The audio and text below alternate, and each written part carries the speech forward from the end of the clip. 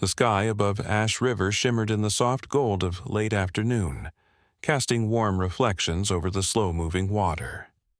Birds called lazily from the trees, the only sounds accompanying the crunch of tires along the winding dirt road that led through the Carolina lowlands.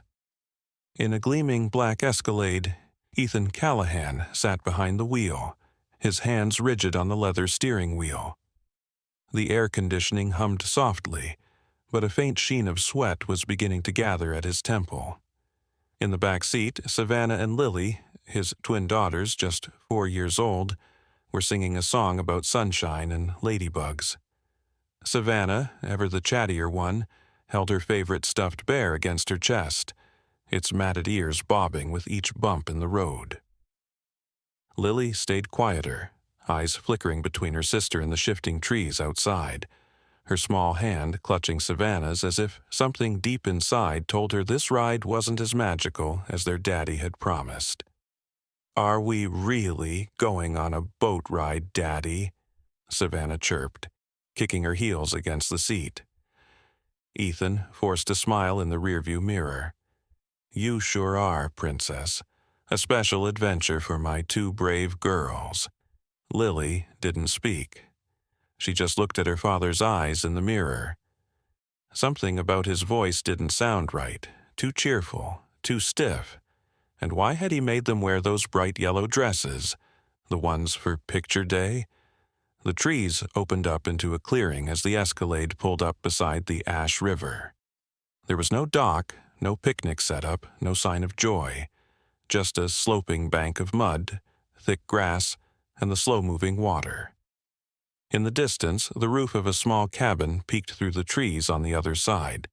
The wind whispered in the reeds. It felt empty. Ethan stepped out, walked around, and opened the back door. "Come on, girls, we're here." The twins climbed down carefully, their shoes squished into the damp earth. Savannah squinted toward the river.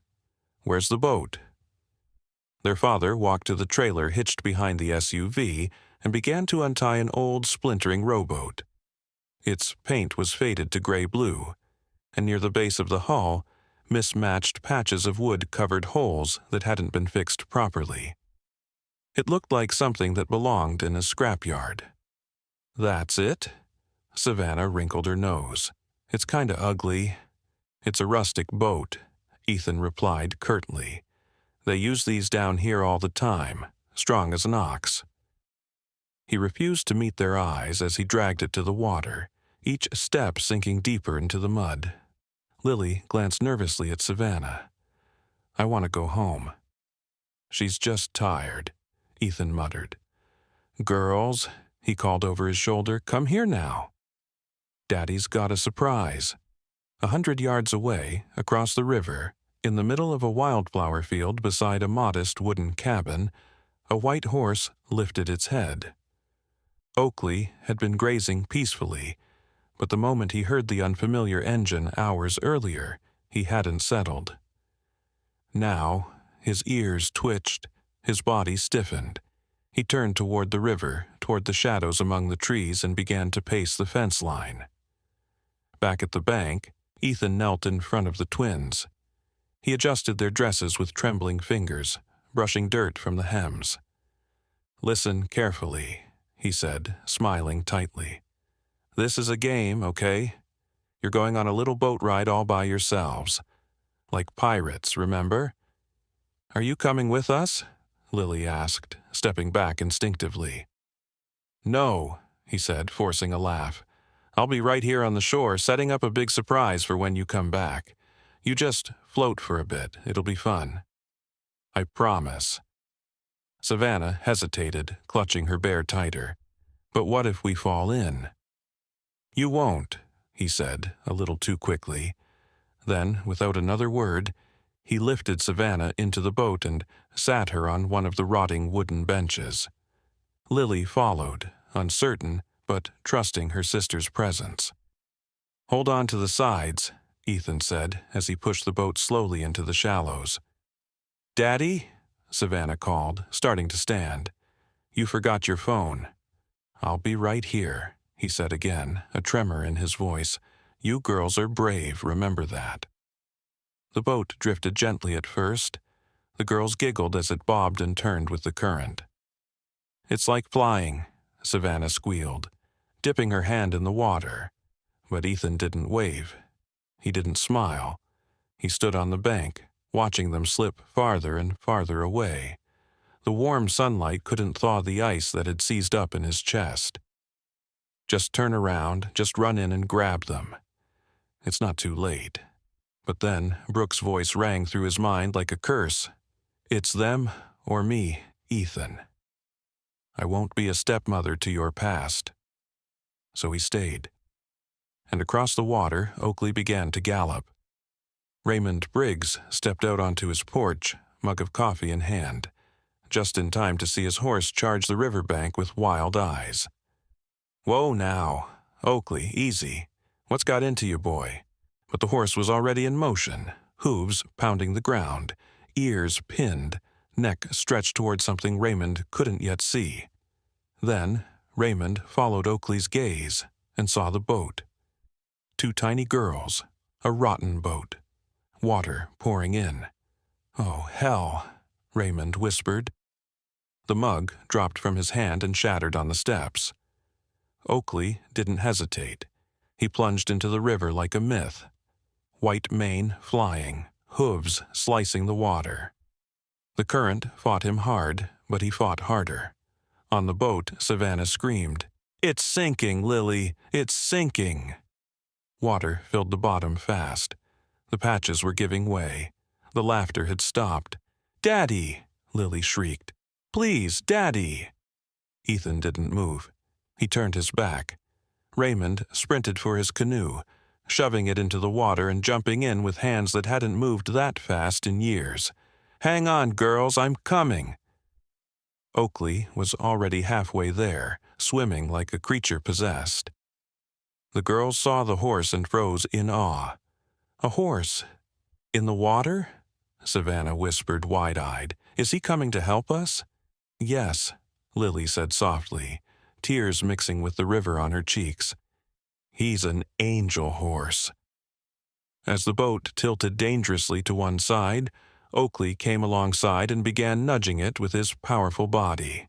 Slowly, steadily, he began pushing the boat against the current, toward Raymond's approaching canoe. Back on the shore, Ethan Callahan climbed into his SUV and slammed the door shut. The girls' cries still echoed across the water, even over the purr of the engine. He stared at the steering wheel, just for a second. Then he drove away. Raymond's boots slammed against the mud as he dragged the twins ashore, their dresses soaked and stuck to their tiny frames. Savannah coughed hard, sputtering river water, while Lily clung to her stuffed bear, the seams leaking from the wet. Oakley, the white horse, stood over them, breathing heavily, eyes locked on Ethan's fading tire tracks like he understood everything. "You're safe now," Raymond panted, crouching beside the girls. "I got you." He wrapped them in his flannel overshirt, then whistled sharply. "Oakley, go!"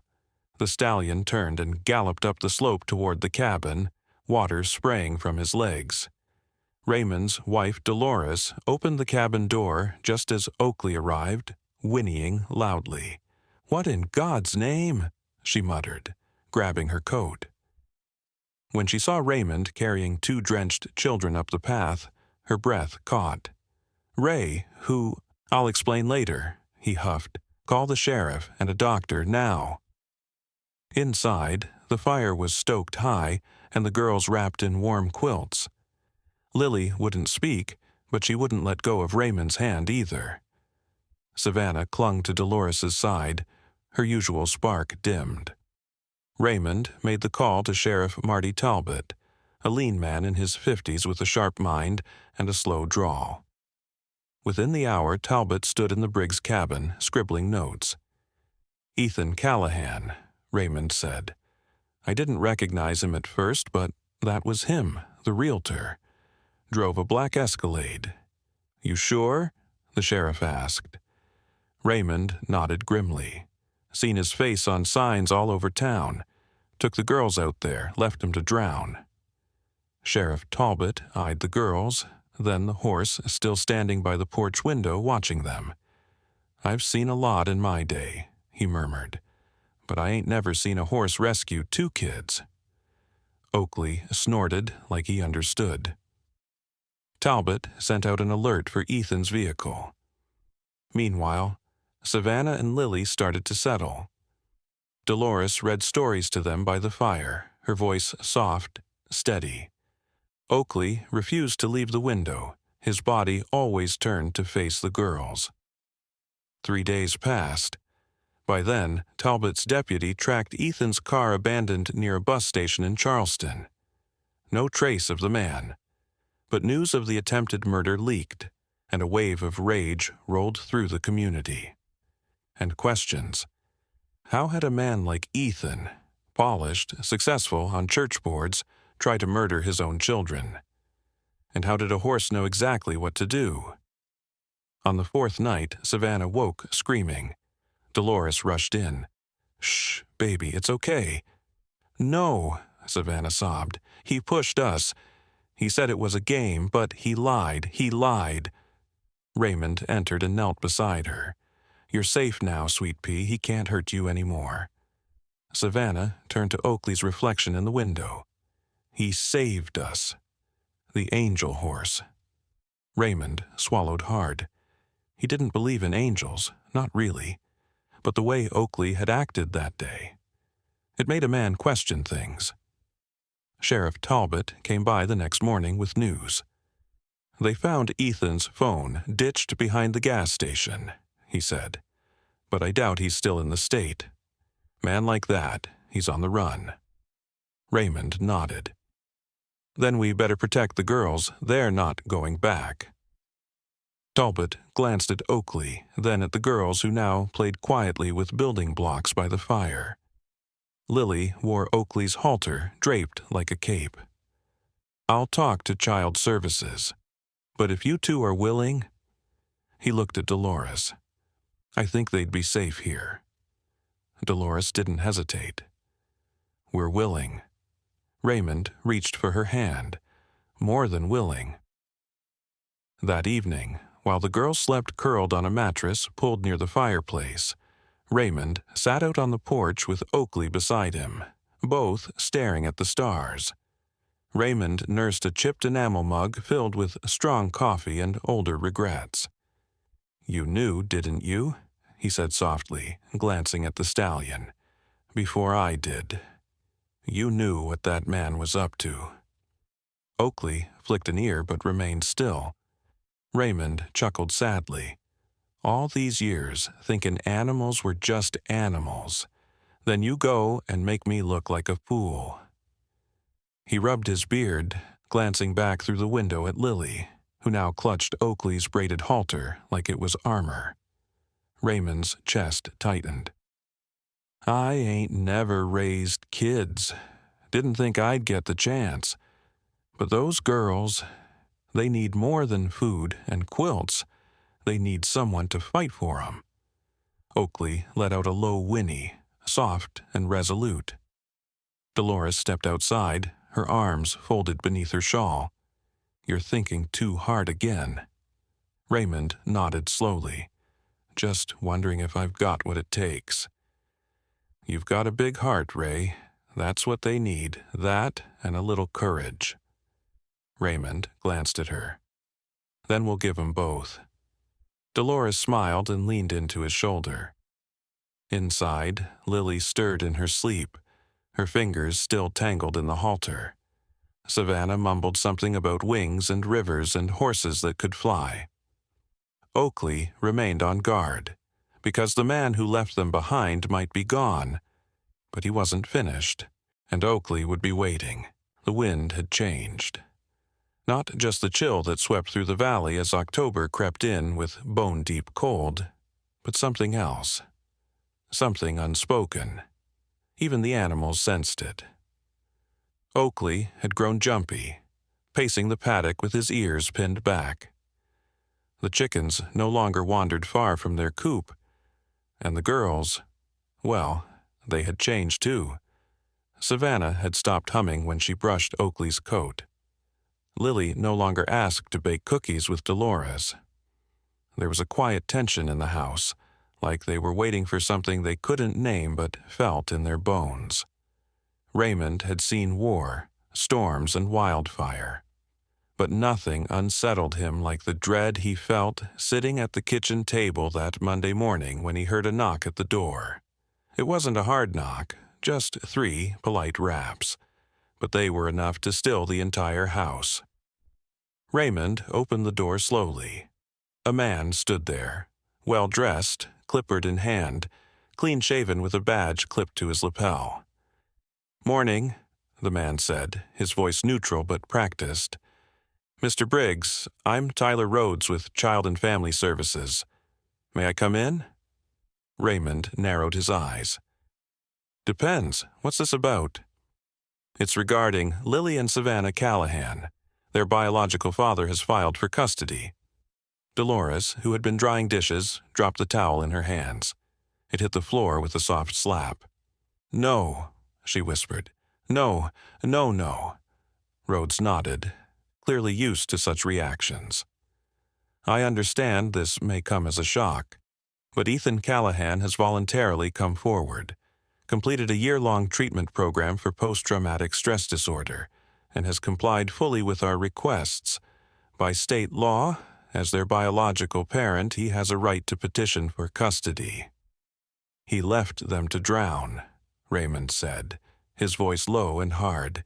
"He claims he was not in a sound mental state at the time, and there was no official abandonment charge filed. We're not here to pass judgment. We're here to follow the process." Raymond's hands clenched. "You can tell your process. It's going to have to drag me and a horse through hell to get to those girls." That night, no one slept. Savannah curled up in the barn with Oakley, whispering to him, her small fingers twisted in his mane. "He's coming back," she whispered. "I saw his eyes in my dream. They were dark, not like they used to be."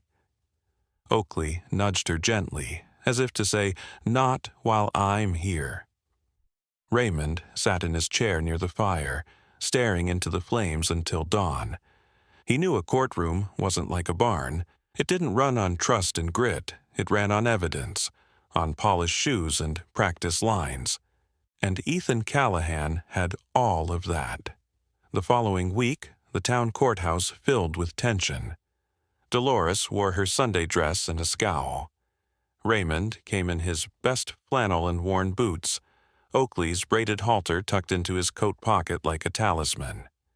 Sheriff Talbot sat behind them, arms crossed, a quiet show of support. Ethan Callahan entered with slicked-back hair, a tailored jacket, and a smug kind of humility Raymond couldn't stand. His lawyer was young, confident, and wore a watch that cost more than Raymond's truck. Judge Elise Brower, a sharp-eyed woman with decades on the bench, presided over the hearing. Ethan spoke first. "I lost my wife and spiraled. I was unwell. I admit I made choices I regret, but I've sought help. I've made changes. I love my daughters and want to be their father again." He dabbed at his eyes with a folded handkerchief. "I'm not asking for the past back, just a chance at the future." Dolores nearly stood up, but Raymond placed a steady hand on her wrist. Raymond was next. He wasn't polished. His voice cracked at times, but every word was honest. That man left 2 little girls in a freezing river while he walked away. No matter how many therapy sessions he's had, that doesn't change what he did.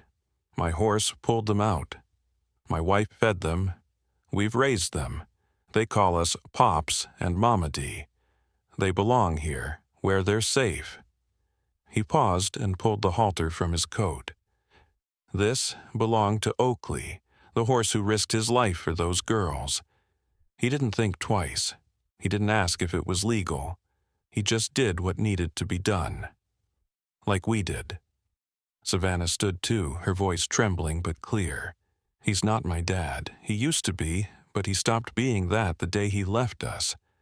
Oakley is more of a father to me than he is." Gasps filled the room. Judge Brower raised a hand. "That's enough for today. We'll reconvene in 1 week." Outside the courthouse, Ethan approached Raymond in the parking lot. "Strong speech," Ethan said, "but we both know how this ends. I've got lawyers. You've got a barn full of straw." Raymond met his gaze, steady and steel. "You think this is about money?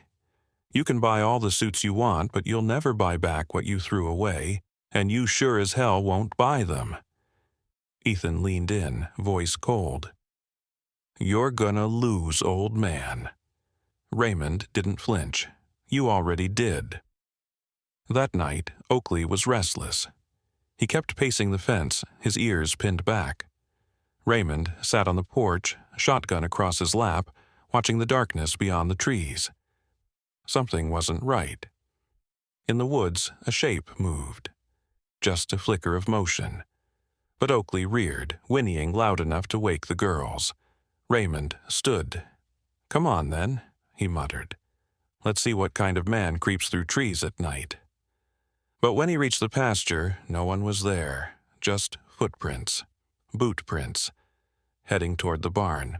The sky over Bramblehorn had turned the color of old steel, casting a gray hush over the valley. Even the birds seemed quieter, as if nature itself held its breath. That morning, Raymond Briggs rose before the first light, coffee brewing in silence while the rest of the household remained tucked in sleep. But he couldn't rest, not with the hearing so close and Ethan Callahan's presence looming like a bad memory that refused to die.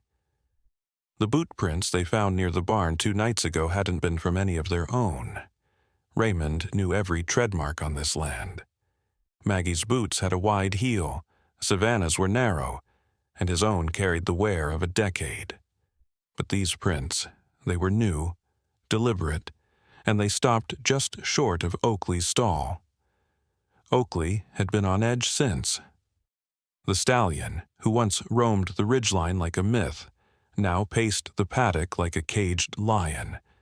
He refused food unless Savannah stood beside him, and his ears constantly twitched toward the tree line, as if listening for something that hadn't yet revealed itself.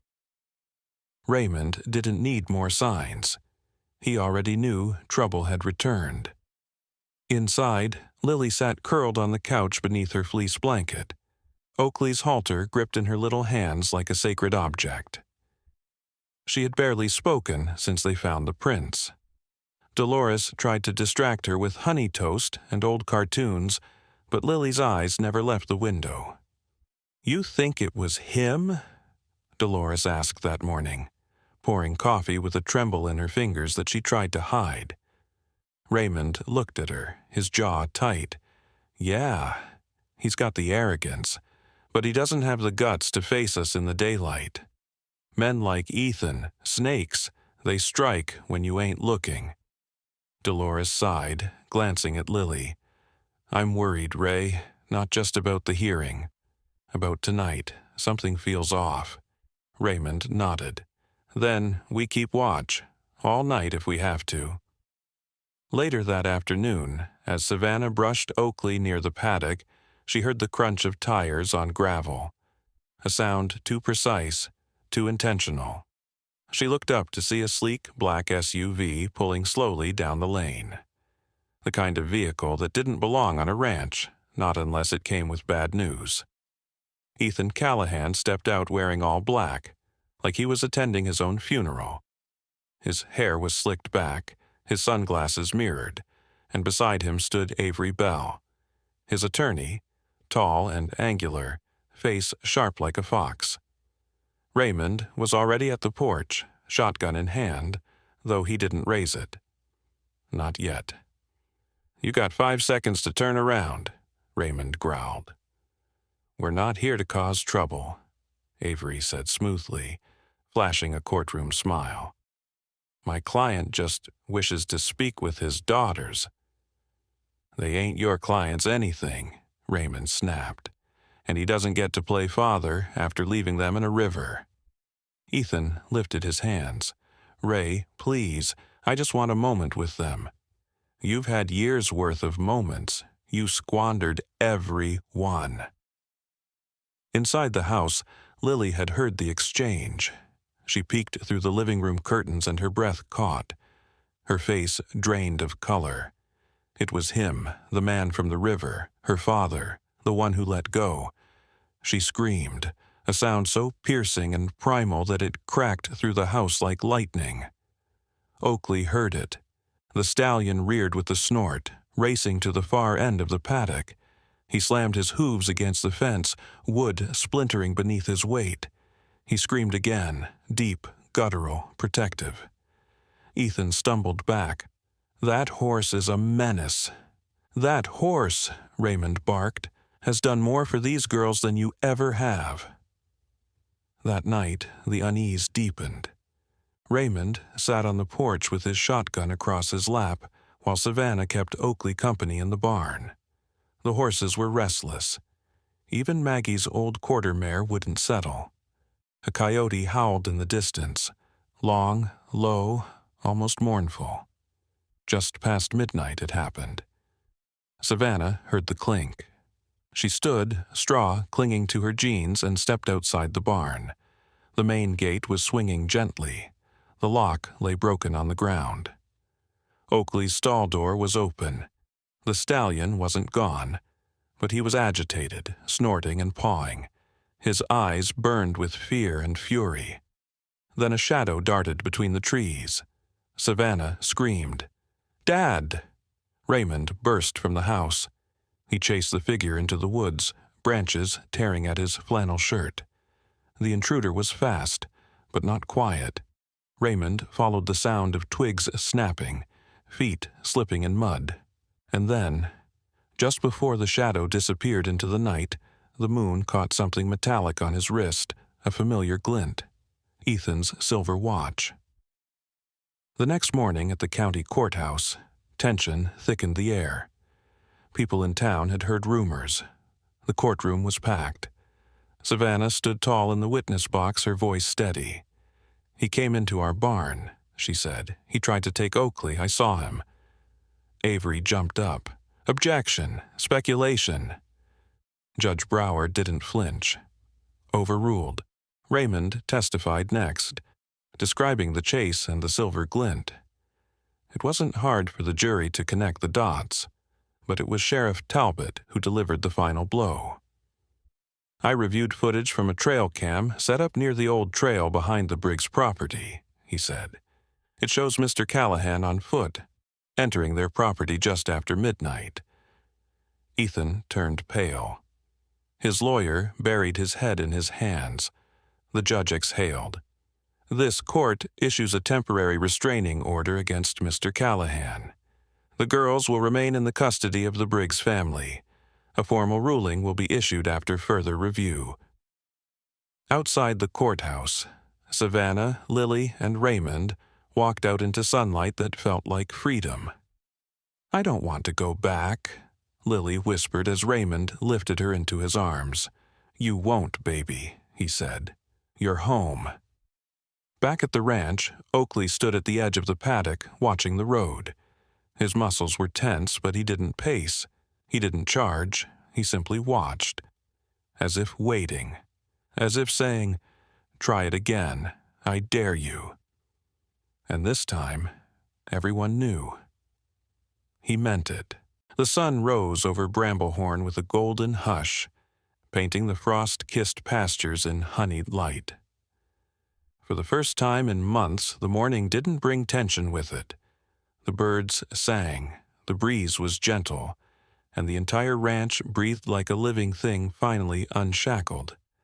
Raymond Briggs stood at the porch railing with a mug of strong coffee in his hand.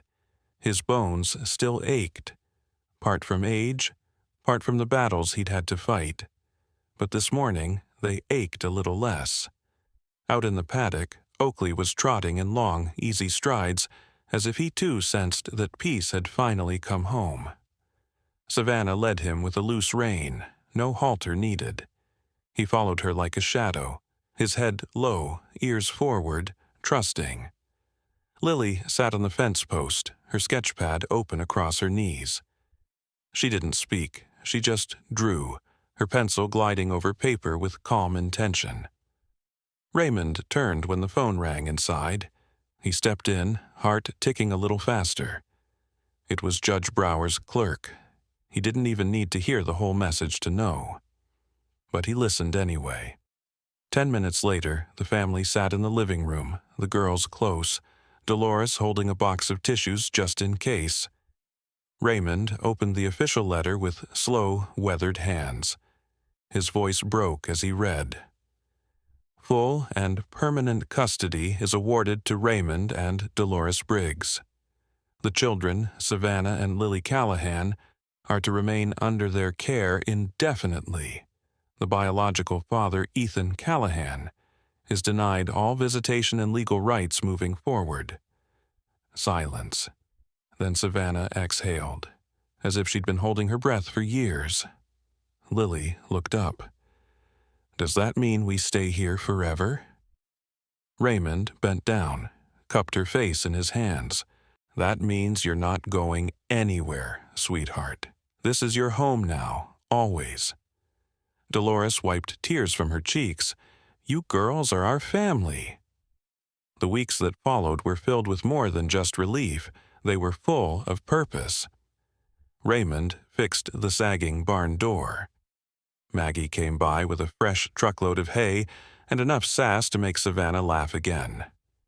Sheriff Talbot dropped off a tin of cinnamon rolls and sat on the porch for a full hour just watching Oakley graze. Even Mrs. Evers from the general store brought new quilts she'd sewn herself, insisting every child deserved something soft to sleep under. But the biggest change of all came from Oakley. He no longer flinched at sudden noises. He didn't pace the fences or lash out when someone got too close. Instead, he would nudge Lily gently with his nose when she walked near, as if asking for a story. Sometimes at night, he stood near the window of the girls' room, his head resting on the sill like a silent guardian. One bright Saturday morning, as the first green buds peeked through the thawed earth, Raymond made an announcement. We're hosting a community day. Horses, hayrides, music, maybe even a barbecue. People need to see what this place stands for, and I want them to see what these girls have built with their own strength. Savannah raised an eyebrow. You're going to let strangers trample your fields? Raymond smiled. I'm going to let them witness something worth remembering. Flyers went up across town. Word spread faster than Raymond expected. People came, neighbors, church folks, even distant ranchers who'd heard about the trial and the girls. Some came out of curiosity, others for healing. All of them were welcomed. The ranch came alive that day. Horses pranced through the pasture with children laughing on their backs. Tables were lined with homemade pies and chili pots. Savannah led small group rides with Oakley, his calm nature putting even the most timid riders at ease. Under the great oak tree, Lily sat cross-legged on a blanket, showing little ones how to draw horses. Her fingers, once unsure, now moved with confidence and grace. Maggie strummed her old guitar from the porch while Raymond grilled ribs beside Sheriff Talbot, who was wearing an apron that read, Law and Barbecue. As dusk approached, Savannah sat beside Raymond, both watching the light slip behind the hills. We made it, she whispered. Raymond nodded. We did. She glanced toward Lily, who was now climbing up onto Oakley's back with Savannah's help. The stallion didn't move. He stood tall and still, waiting. Raymond walked beside them as they circled the pasture under a sky spilling over with stars. Lily turned her head to him and whispered, I feel like I'm flying. You are, Raymond said quietly, right where you belong. That night, when the last truck pulled out and the stars blinked fully awake, the Briggs home fell into stillness. Not the kind of silence that comes with fear, but the kind earned by peace. Raymond looked out over the land, his arms around both girls, and Oakley stood just beyond the fence, watching them with the stillness of something sacred.